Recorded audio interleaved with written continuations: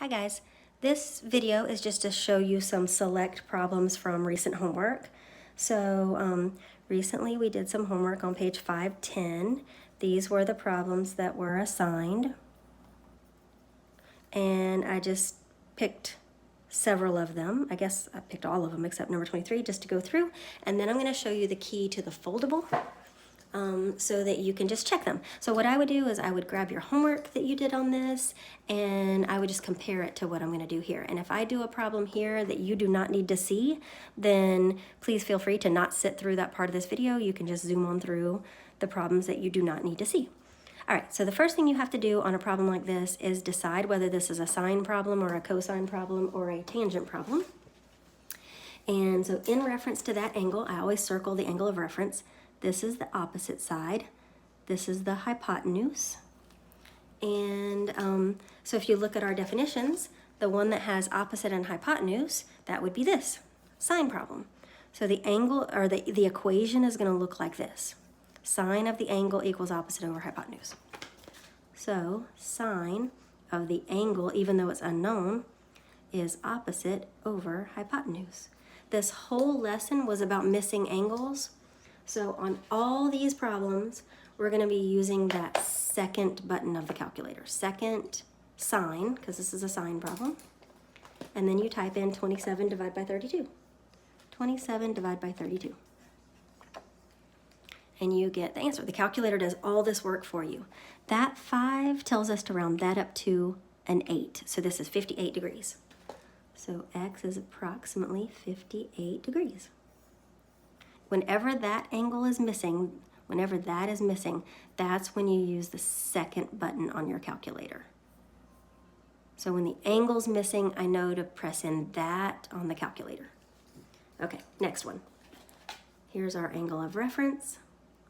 In relation to that angle, even though I don't know that angle, I have the side next to it, which is the adjacent side. And across from the right angle, this is the hypotenuse. I do not label this blank side. See over here, I did not label this adjacent side because it isn't there. And here I'm not labeling the opposite side because there's nothing there. So adjacent and hypotenuse. So you look at our definitions.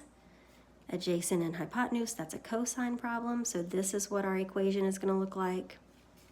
So you write cosine, angle always comes next, equals adjacent over hypotenuse.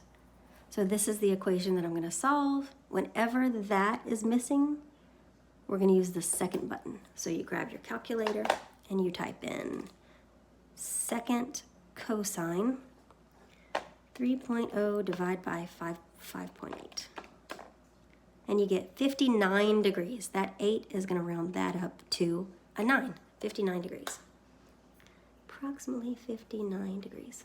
Now, if you wanted to show this work, the reason I'm doing this is to get rid of sine. You need sine -1. So that's why I'm punching in second sine. And here, to get rid of cosine, you need cosine -1. And so that's why I typed that into the calculator. Okay, next one. Here's our angle of reference. This is the side across from it, so this is opposite. This is the side next to it, this is adjacent. The hypotenuse is blank over here, the side across from the right angle. That's the hypotenuse, it's blank. So you write opposite and adjacent using our definitions. Ooh, opposite, ooh, that's not right. This is adjacent, opposite over adjacent. Opposite hypotenuse, opposite adjacent. That's this one, tangent. So tangent of x is opposite over adjacent.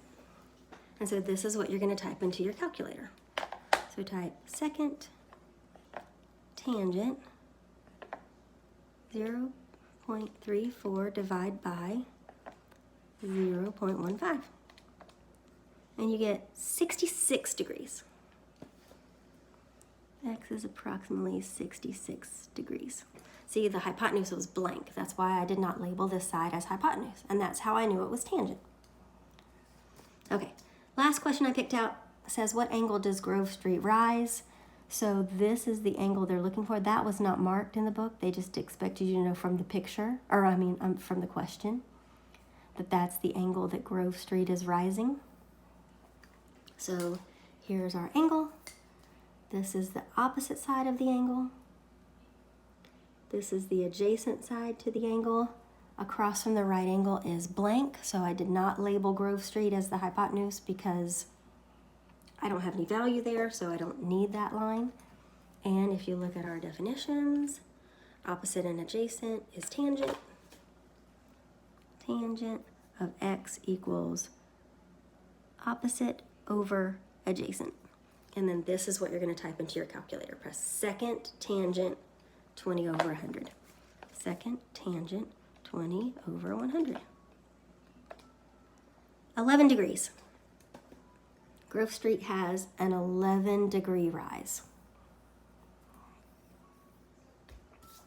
All right, so those are all the problems that I selected to go over for you.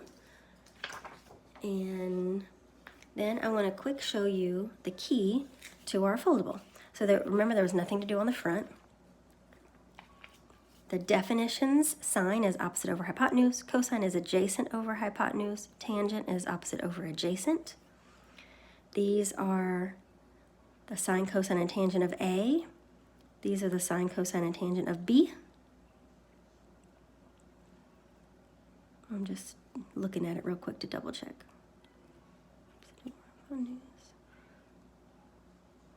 Yep. And in the middle here, these are the equations that you should have solved. And these are the ones that you cross multiply to solve. So 1 times x is x. Here, x was across from sine of 23. So I wrote x times sine of 23. And then to solve that, I divided. To get x by itself, I divided by sine of 23. So this is what you actually type into your calculator. And here's the equation for this one. Now, in looking at your work that you turned in, some of you had these trig ratios wrong. So just make sure you're labeling these sides. Across from the 23, this is opposite. Across from the right angle's pointing to that, this is hypotenuse. That's why it's a sine problem, because it's opposite and hypotenuse. And here, across from the 65, this is opposite. This is next to the 65. So that's why it's tangent, because it's opposite and adjacent. So just be careful, make sure you're picking the right trig ratio. And here's the angle ones. Both of these had missing angles, so that's why we're using that second function button of the calculator. This one's 53 degrees, this one's 37 degrees. And then on the back, here's what those labels should be. 20 degrees right here. This is x, this is 36. This is a sine problem, because across from the 20, this is opposite. And this is across from the 90, which is hypotenuse. That's why it's a sine problem. And then this is one that you would cross multiply. 1 times x is x. I punched in the calculator 36 times sine of 20. That's how you get this. All right, those are the keys. That's the key to the foldable. All right, y'all have a great day. Bye.